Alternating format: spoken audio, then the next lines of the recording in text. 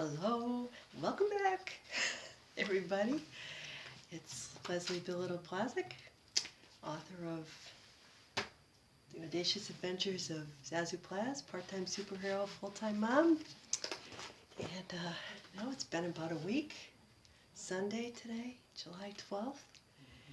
And over the past week, I'm doing a lot of cleaning up here at the plaza. My husband's been cleaning the basement. We're getting everything cleaned out. And the idea is to put my oldest son's college stuff down in the basement in a separate spot so that we have more living space. So in order for that to happen, everything else needs to get cleared out. So it's kind of like one of those games of dominoes, or when you have nesting dolls, you get down to the center one, and that's the core thing. That's what you're trying to do all the other things for, to get down to that one little goal. So I've been stumbling across things I haven't seen in ages, like this old photo album from when I was a kid. And if you grew up when I did, 70s, 80s, they had these sticky albums, right? And now all the photos are kind of falling out. If you ever do get them out, you can never get them back in. It's really weird. And the pages are yellowing now. But one thing I did come across, and I talk about this in the book. I was given a camera, looks like October of 1973, so I would have been almost 8. And I had a couple. I know there was one that was like a boxy old thing that was, I don't know, maybe a grandparent's. It was about that big, and you looked down into it and you took pictures with it. My parents, once they found that I was developing an interest in photography, they gave me that to bang around with. And I remember I had one of those flat Instamatic cameras.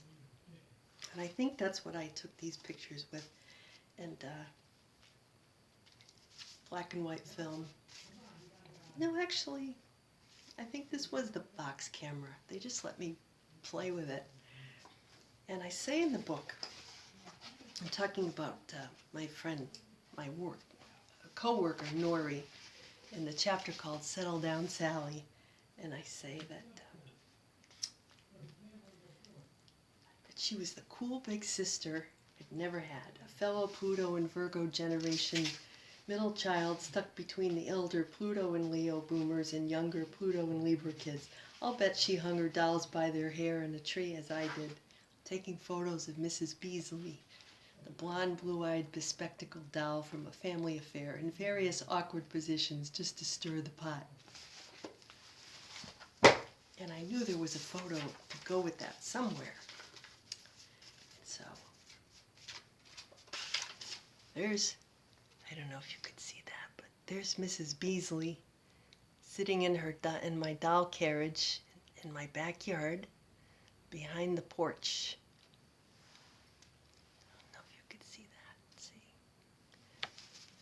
And then I also took a picture of Raggedy Ann hanging up by the clothesline to get her to stand up and wave.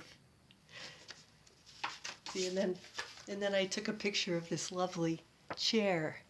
It's like one of those metal webbed chairs that we used to have. That's out on our back patio. The ones that you'd sit in, and they had the metal arms that you could go back and forth with. See? And they, clatter on the patio. And then if you had shorts on, when you got up, you had those lovely little squares on the backs of your legs for the rest of the afternoon. Oh, they were so uncomfortable, weren't they? But everybody had one of those, if not more. And then we had this patio set. I don't know if you could see it back there. It was also metal, and the table was round, and it had little diamond shapes on it. So if I like wrote on it with a piece of paper or colored over it, you would have all these little diamond shapes all over it, which was kind of cool, except sometimes your pencil would go right through the table. So, it was a little awkward. So I guess it was mostly for sitting at with a drink, and I actually painted it like 5 or 6 times. It's had various incarnations, and they still have it. That's the way my folks did things, They still have that porch. They replaced the windows. So, but one thing I wanted to point out was the nature of these photos. I think that was my thumb.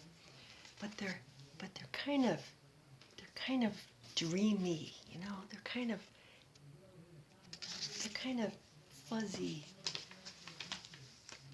And it's the kind of thing where I look back and I go,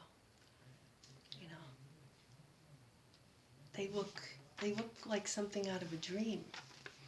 And in fact, sometimes, I revisit my backyard from childhood in a dream. I know it sounds strange, but I used to spend time back there with my dad, and gardening and puttering around, and it's this time we're in right now.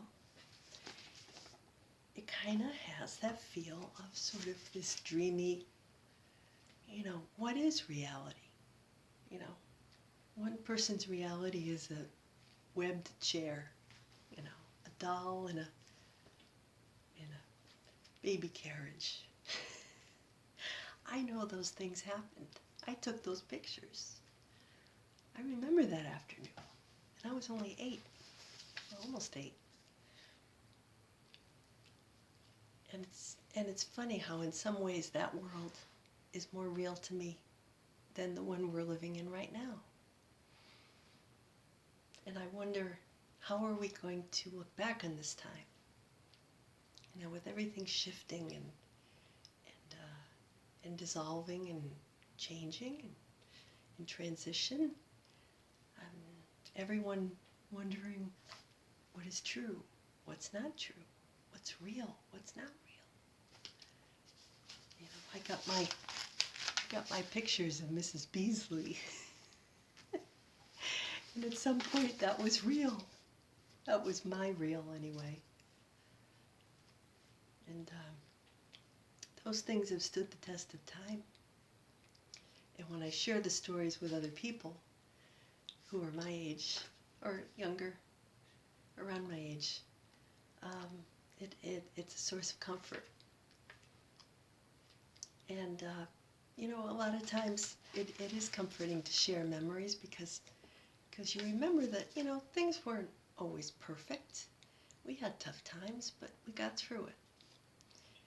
And a lot of times you do remember the funny things, the laughter, the smiles, the love, the funny things we used to eat and drink, and the stupid table that had the diamonds in it that you could, pen would always poke through like that. We got through that. We figured out a way around it. You put something underneath and then you can write on the table. Piece of notebook or something. I figured those things out eventually. So we humans were pretty adaptable. We found a way to make better furniture that doesn't leave marks on your butt, legs. I think we can. I think we have the tools. We've got what it takes, and all we have to do is remember that.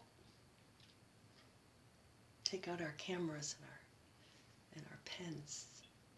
See what we come up with. All of us working together. It's all good. So, anyway, that's the thought for today. So, and until next time, I am Zazoo Plazz. Have a great week. Enjoy.